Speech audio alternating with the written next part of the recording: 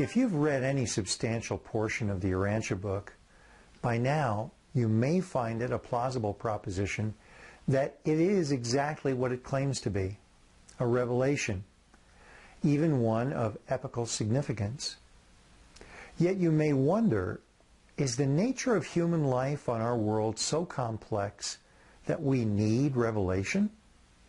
So much of life seems, well, mundane, non-revelatory. It doesn't appear that we're handheld through life. With about 1/3 of Urantia's 7.2 billion people living on $2 a day or less, life cannot be described as easy for a majority of the world's people. People seem to be quite on their own.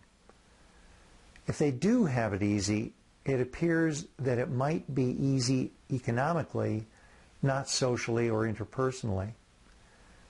Great numbers of people living good lives do not have it easy, nor do any of us have much societal order to count on. Still, more and more people are receiving added wisdom and direction from their parents and extended families to feel some comfort in our navigation of this life. Most of us believe in God, don't we? Most of us care enough about our neighbors and the rule of law. Can we not improve civilization on our own? Most of us have common sense, don't we? We're not all scientists or artists, but neither are we ignoramuses when it comes to how we interact with the world. We pay attention to what seems to work in life and what doesn't. Well, don't we?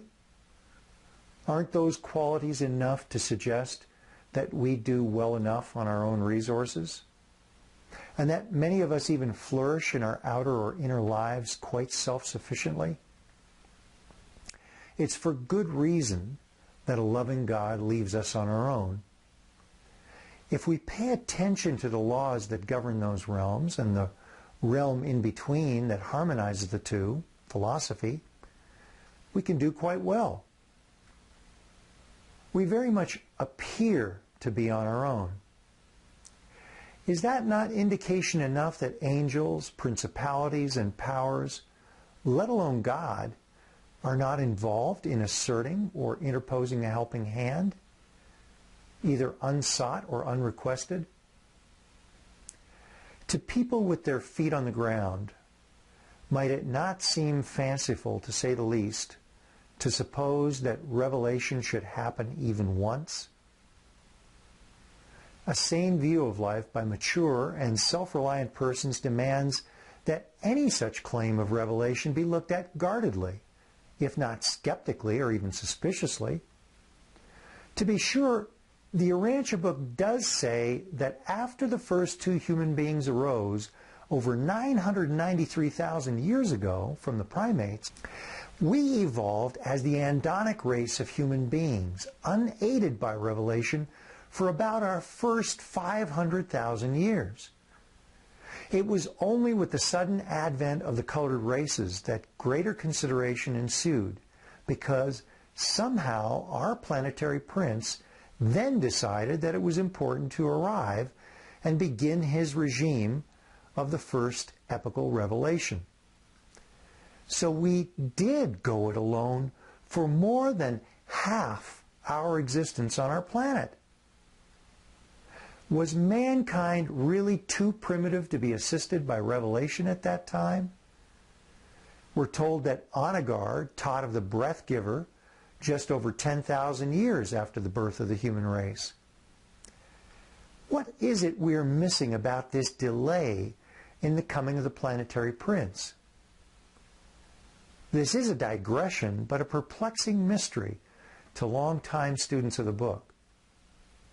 Still, if you find it plausible that we are lovingly cared for by God and all those to whom God has delegated watch care over young and old, that human civilization and individual men and women who care to progress in life do eventually reach the limits of their capacity to do so solely on their own power, then might not revelation not only be rarely possible, but even regularly necessary?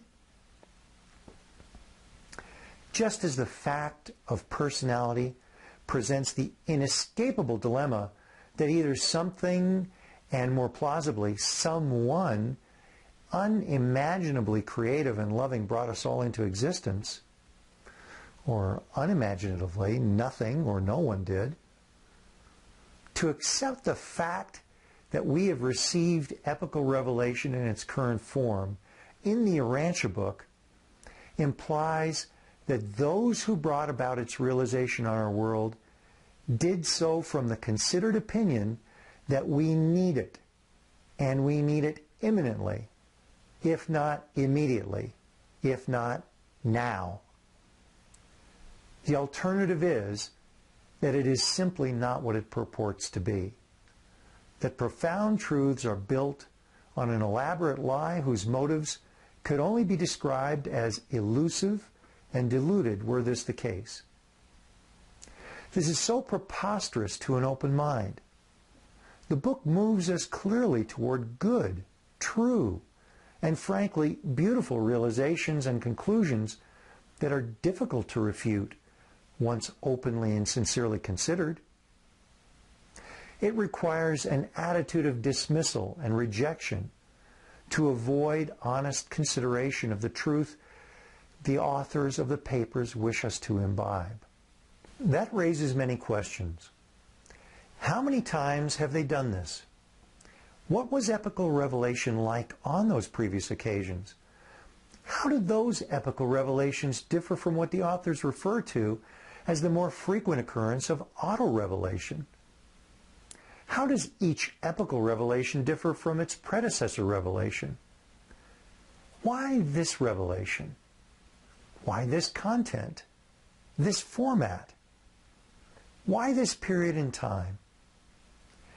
Is the book here in anticipation of some event or evolution, or a response to some events or crises, past or even future? Is it possible that this revelation is as a result of the non-sequential nature of the fourth epical revelation? The coming to our world of a Creator Son of God, whom we know as the Prince of Peace, Jesus of Nazareth, Joshua ben Joseph, Michael of Nebadon.